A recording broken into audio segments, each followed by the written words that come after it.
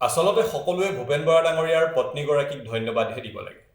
সেই সন্মানীয় মহিলাগৰাকীয়ে কালি খুব স্পষ্ট ৰূপত ভূপেন বৰা নামৰ মানুহগৰাকীৰ মুখাখন খুলি দিলে। মিডিয়াৰ সন্মুখত তেখেতে স্পষ্টভাৱে ক'লে যে যোৱা ৮ মাহ ধৰি ভূপেন বৰা ডাঙৰীয়া মানসিক অশান্তিত ভুগি আছিলে। অৰ্থাৎ ৮ মাহমান আগত গৌৰৱ গগৈ ডাঙৰীয়াক অসম প্ৰদেশ কংগ্ৰেছৰ সভাপতিৰ দায়িত্ব দিয়া হৈছিল।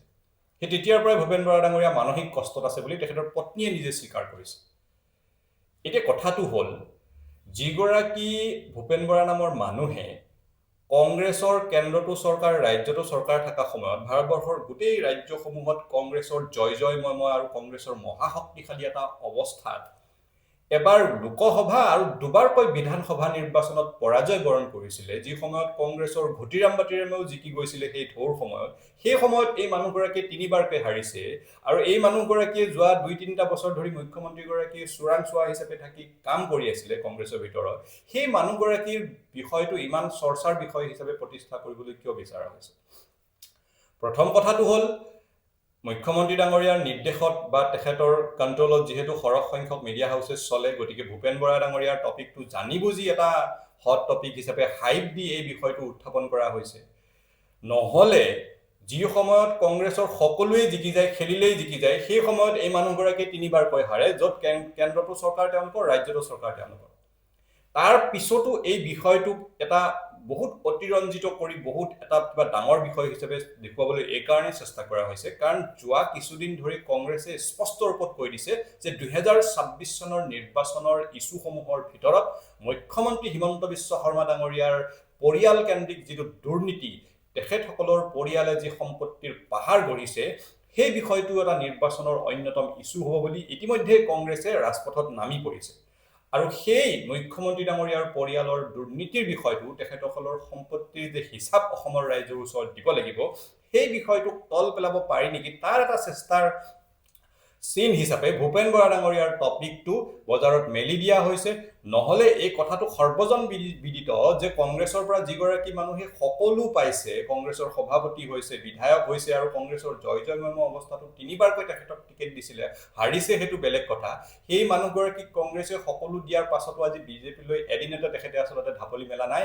বহুদিন ধৰি হিমন্ত বিশ্ব শৰ্মা ডাঙৰীয়াৰ চোৰাংচোৱা হিচাপে ভূপেন বৰা ডাঙৰীয়াই কংগ্ৰেছত কাম কৰি আছিলে আৰু সেইবোৰ কথা লাহে লাহে এতিয়া তথ্য প্ৰমাণ সহকাৰে কংগ্ৰেছৰ নেতাসকলেই সেইবোৰ ফাদিল কৰি আছে। ইতিমধ্যে মীৰা বৰঠাকুৰ ডাঙৰীয়ানীয়ে যোৱাকালি ইতিমধ্যে বহুত তথ্য সহকাৰে কথা ফাদিল কৰিছে। গতিকে বিষয় এইটো নহয় যে কোনোবা এজন কাম নোহোৱা নেতাক বৰ ডাঙৰ এটা প্ৰভাৱশালী বিষয় হিচাপে দেখুৱাব হৈছে। বিষয়টো এইটো হ'ল যে অসমৰ ৰাইজক এবাৰ হিচাপ লাগিব। হিচাপ কিতাপ হোৱাৰ পাছত অসমৰ ৰাইজে নিৰ্ধাৰণ কৰিব ভোট কাক দিব লাগে, কিন্তু মুখ্যমন্ত্ৰী ডাঙৰীয়াই হিচাপ দিব লাগিব এই যিবোৰ হাজাৰ হাজাৰ কোটি টকাৰ সম্পত্তিৰ পাহাৰ গঢ়াৰ অভিযোগ উঠিছে, সেইবোৰ কোনবোৰ ব্লেক মানি আছিলে, ক'ত ক'ত সেইবোৰ ঘোটালা কৰি, ক'ত ক'ত দুৰ্নীতি সংঘটিত কৰি সেইবোৰ কেনেধৰণে হোৱাইট মানি কৰা হ'ল আৰু পৰিয়ালৰ নামাকৰণ কৰা হ'ল, এই অভিযোগবোৰৰ উত্তৰ মুখ্যমন্ত্ৰী ডাঙৰীয়াই এইবাৰ দিব লাগিব।